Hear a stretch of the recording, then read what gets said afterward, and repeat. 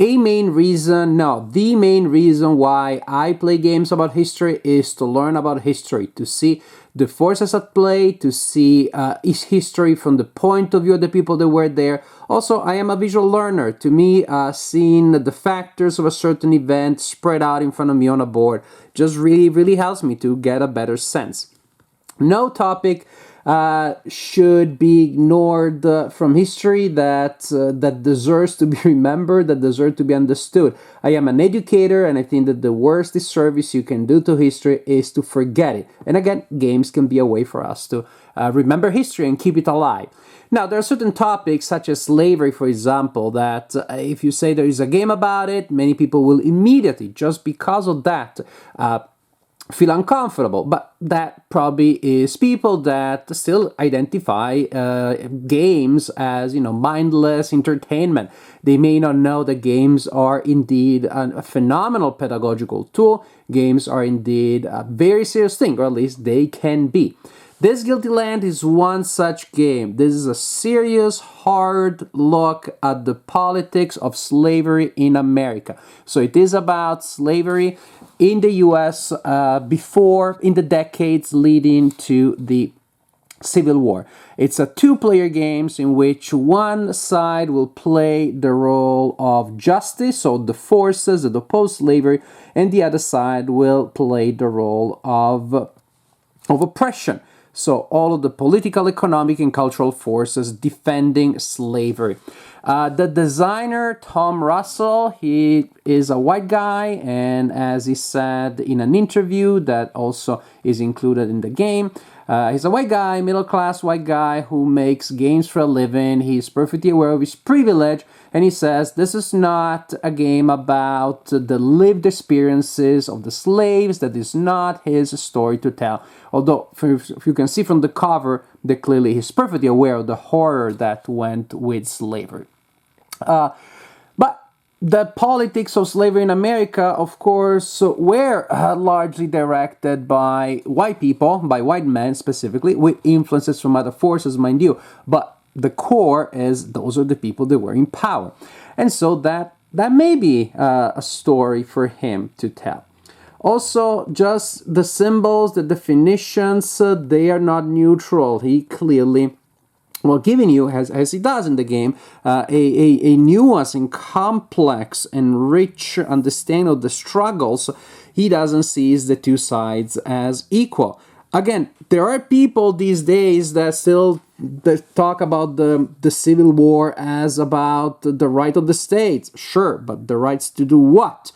And here, the sides of oppression, the symbol is shackles. So the game doesn't shy away from reminding us that defending slavery in the decades before the Civil War was about defending and expanding human bondage, was about defending and expanding human exploitation, as opposed to the side of freedom being, the belt. Or justice, actually, the side is called justice. So again, somebody else may design a game about the same topic, and here they would look for some symbol of the state of the rights, of freedom. There are people that believe that the South succeeded because of freedom. But freedom of doing what if shackles remain involved? Now, this game may feel pretty uncomfortable to play. The designer is aware, and he says it's intentional because both sides are controlled by a human. It's a two-player game in which one side does take the place of justice and the other side does play the role of oppression. And you think of games such as Freedom, which is also about slavery, but in which all the pro-slavery forces are automatized, and you think, why couldn't they do it this? I think Tom Russell would have been able to do so, but I think I was trying to do something else. Say, if you are bringing a game in a classroom setting with students, I think no one should be forced to play the role of oppression. So I'm happy that a game like Freedom exists, because everybody can take the role of people opposing oppression, and the game system does those uncomfortable things. But if we're talking between adults, they freely consent to play a game, they freely decide that they want to take a hard look at the politics of slavery in America in the antebellum period, that there can be something really powerful. There can be something really powerful because one, I guess, unintended consequence of always automatizing the forces of oppression is that we may end up unwillingly supporting the narrative that no one really did it. No one really is responsible. There's this feeling it was the forces of history, was the climate of the time. Everybody was doing it, so no one really seems to be responsible. Again, for adults that want to take a hard look at such a disturbing topic, I think there can be value in the fact that in this game, oppression happens, and oppression may win, and oppression may continue because somebody is actively doing it, because if somebody is actively moving around these tokens and playing those cards and doing those things.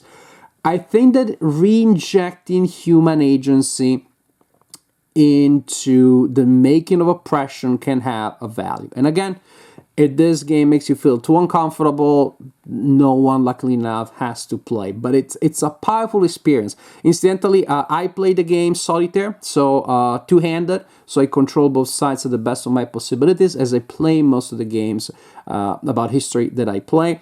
It's also fairly complex. If you play historical war games, maybe not so much, but definitely there are procedures and things there. So definitely not a game that I would play every day, not a game that it's fun, so to speak. Actually, there was a game that I played recently that I described as unfun and depressing in all the right ways. And I think that definition applies to this Guilty Land also. It's unfun and depressing in all the right ways, which is, again, a game that you don't play for entertainment, but you play for understanding history. And I think that's how it works. So, as for the game itself, after this long but I believe necessary introduction, we have the United States abstracted in its political forces. So we have a display representing the House of Representatives and another display representing the Senate.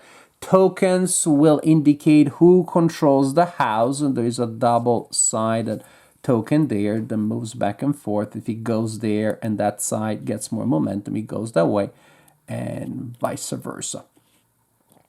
And then we have the Senate that has a different set of tokens. In particular, each side, oppression and justice, have tokens of two flavors, which is friendly support or friendly compromise. So compromise is friendly to the side of oppression, but not fully committed, and then full-on commitment. And the same here for friendly compromise, friendly to justice, but not too much, and fully committed. This is also very important because you can see at the beginning, a lot of people are just not fully committed one way or the other. This game is political, not just in topic, but in nature. The designer has a thesis, and his thesis, explicitly stated, is that compromise wasn't working, was not gonna work, that the Civil War was inevitable, that a breakout of violence was just gonna happen. And compromise was only delaying it. And there are other mechanics in the game that also strengthen that thesis, that are meant to prove that thesis. We have different areas with a different amount of influence that they will carry when it comes to the seats in the Senate, or simply a different amount of people that are there. Some areas will or may get more population if certain event cards are played. The 1840 census, the 1850 census, the Treaty of Guadalupe Hidalgo, for example. And then we have a display representing different laws. Ultimately, this is going to be the main source of victory points. This is where players will want to affect the moving of these markers, of course, going towards this way, toward the red is for oppression, and toward the blue is for justice. And at the end of the turn, we look at this display here, and players will score points for the numbers indicated on the position of the markers. These are not empty values though, because different game effects will be triggered also as these things move around, and the compromisers may change their mind. They may go one way or the other, so a lot of things may happen. Again, there's a lot of theme that has been woven into this game. Thanks God, because we need that, because the very reason to play this game, again, is to understand the history. The game is card driven. And it's an unusual handling of card driven. Usually it's not like my hand, your hand, but rather we have a pool of cards. At the beginning of the game, we shuffle the cards and we start drawing cards face up into a pool of face up cards for justice and a pool of face up cards for oppression, until we have 4 each. So that's how it may happen that, like we have here, each side starts with 4. It may be that a side starts with more than the other, because maybe, we drew 6 for justice before 4 were drawn for oppression. These cards are in different categories. We have public opinion, violence, organization, law, and then we also have special events. This is the cost in political will, which is the currency of the game. After the 2 displays are created, each player collects a number of political will points, represented by these tokens, equal to their highest value. So right now 4 is available there. So you start the game basically able to perform your most expensive political card, or maybe a number of smaller cards. And for example, oppression here gets a 4 also. The game also models political backlashes, because a lot of actions that you take will cause the opponent to collect more political will points. So I really like that. The more you do, the more people get to dislike each other and fight against each other, as opposed to, again, try to work together. The more the other side sees you going, the more oppositional you become. Very simply, very elegantly modeled. And then we have victory point tokens that they do what the name says. They quantify your success within the parameters of the game. At the same time, they also act as the timer for the game. One way the game ends is when all political points have been assigned, then you play until the end, and then you see who wins the game. Now, at the beginning of each turn, one side, usually oppression, has the opportunity of tabling one of the issues, basically of flipping one of these markers to the no pass, meaning there can be no game effect that can alter the position of that. That may change, leading the game even more than one event may be tabled, but that represents, obstructing a certain issue, so no one can change it. Then, starting with the play with initiative, players get a chance of playing an action or passing. And the turn will be over when both players pass in a row, because maybe there are no interesting actions left. Maybe they don't want to do anything at that point. Maybe they don't have political power. One thing that you can do also is to trade 6 political will points for a victory point. So, at some point, everybody passes and the turn is over. Now, when you take an action, there are several options based on the card that you are using and where it comes from. Suppose right now it's the justice player's turn and they decide to play a public opinion. Public opinion is tricky because it works in 3 different ways depending on whether you play it when it's in the display, in which case I'll do this thing, I'll tell you what that is. After that, I can choose to place it in my personal reserve. And then if I use it in my personal reserve, I will flip it face down to indicate it has been used, and it does that thing. I can also use it to react from my reserve to the other player's action. Many things, actually I forgot when it comes to the general concepts, are regulated by the organizational capacity. The justice side starts with 2. The oppression player starts with 1, and this will change during the game. And that has several effects, including how many cards you can have in your reserve, for example. So, when I play the opinion card from the display, I get to change a number of friendly compromisers from that side to the fully committed side. I can do it in a number of regions equal to my organizational capacity. The number of tokens I can flip is equal to the number indicated here. And then my opponent will gain political willpower as a backlash to me, equal to the number of regions in which I flipped markers. And so, for example, I take this one, I spend the points, and I decide to flip those 2 markers there in New England to the fully committed side of justice. Booyah, just like that. And I like this one. I like this guy's face, so I'm going to put it in my reserve. That would end my turn with me having done the thing and my opponent having gained a political willpower because I changed markers in a region. I can choose also, again, after a while, maybe I'll have a number of public opinion cards in my personal reserve. I can choose my action to play an opinion card from my reserve, in which case, and now you look at this other line as a reminder, in which case I get to flip compromise friendly to the opponent to compromise friendly to me. In a single region, I can do that, and I do it equal to the number of face-up opinion cards in my play area. So, for example, I do it right now. I spend political points, and I flip 3 enemy compromises to friendly enemy compromise.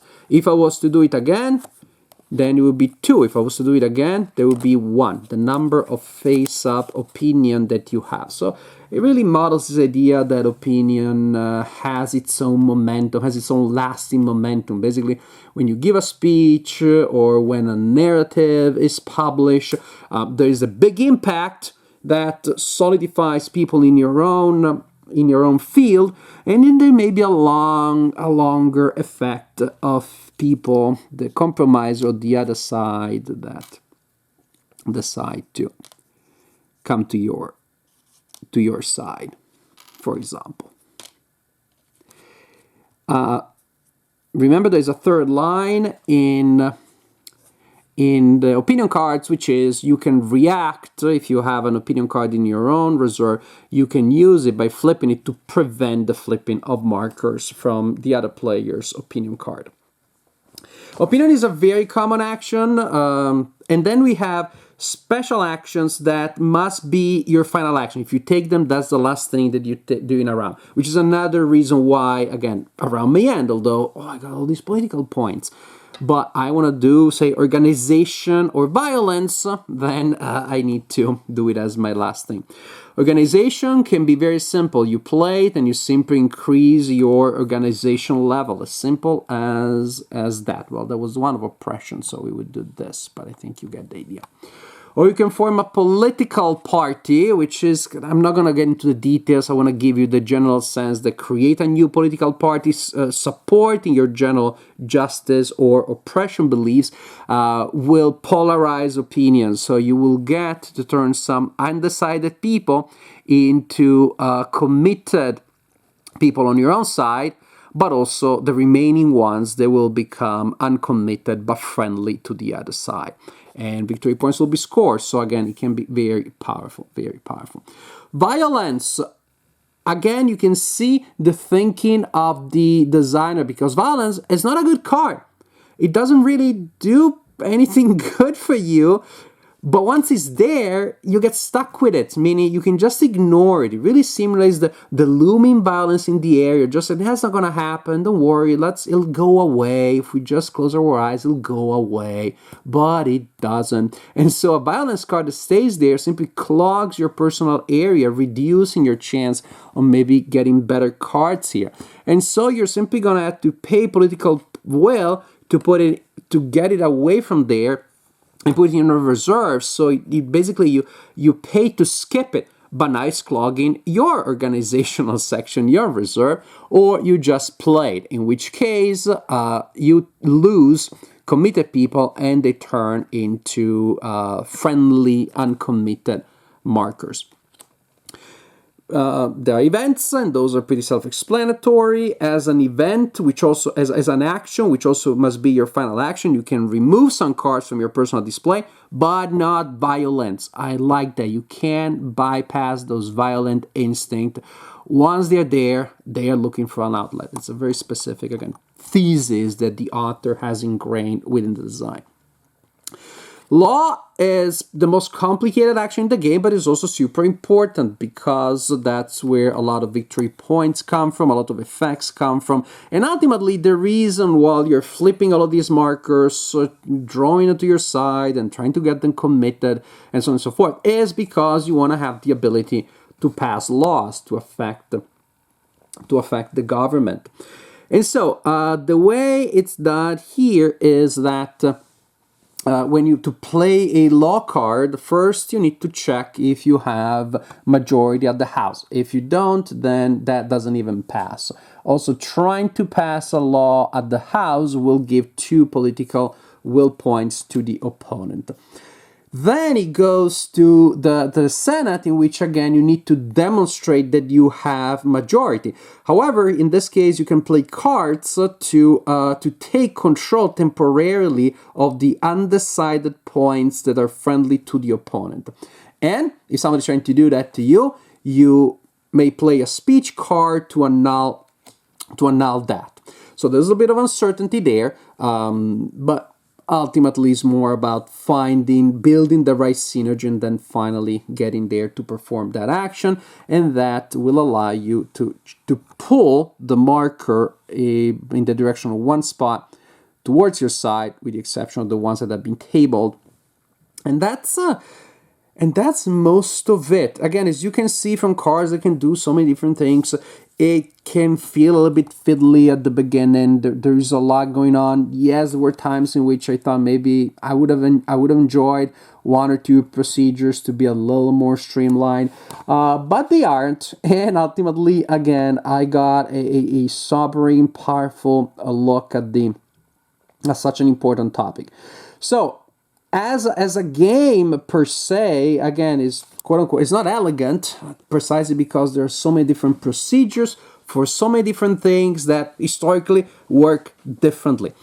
That the linchpin, the idea is this: a game such as this one makes sense, and the only reason it makes sense is if it doesn't glorify the topic, but if it increases understanding of the topic. And you can't have that unless the mechanics are modeled after the topic. That's why elegance thrown out of the window, and theme must shine through everything. P.S. That being said, I think that the historical political landscape was such a mess that compared to that, the mechanics are still reasonable. Again, they're inelegant in 2022 when Eurogames made such a big point at elegance and giving you a lot of strategy with the minimum of rules.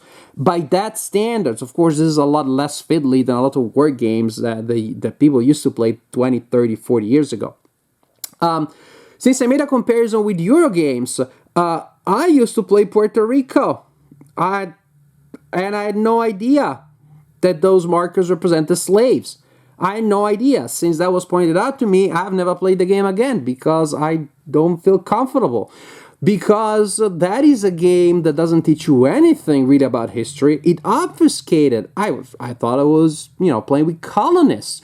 The information outside of the game was given to me, told me that is a game that normalizes slavery by, telling you that it wasn't even a factor, and I could play the role of historically a slave owner without realizing that those tokens represented enslaved persons. So this Guilty Land, it's a tough cookie.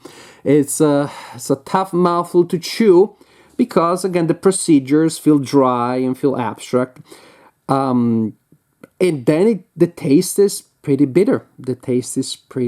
Again, strictly speaking, I myself, being a white player and a white reviewer, I'm not making a comment as not trying to tell the story of the lived lives of the slaves or the horror that was. I constantly try to educate myself on the topic, and it's a constant process.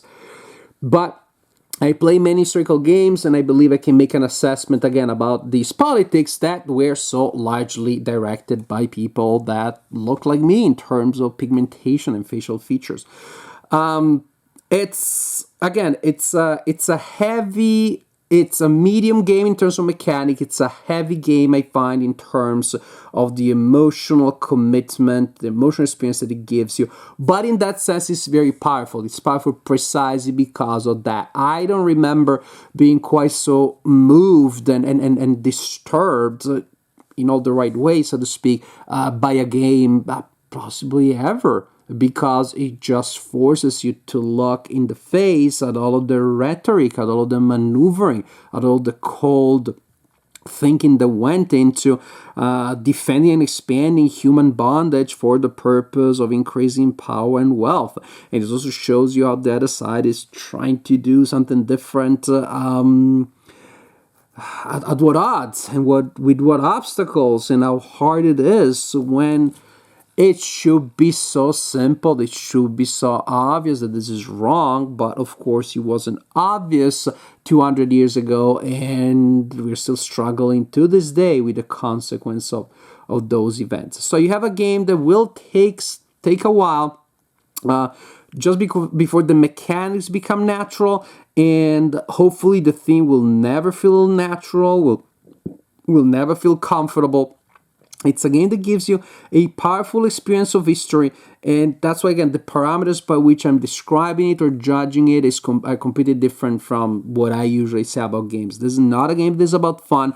It's a game about history, and I think it's pretty powerful. I think it achieves its goal of giving you a cold, depressing, but quite insightful look at the terrible politics of slavery in America.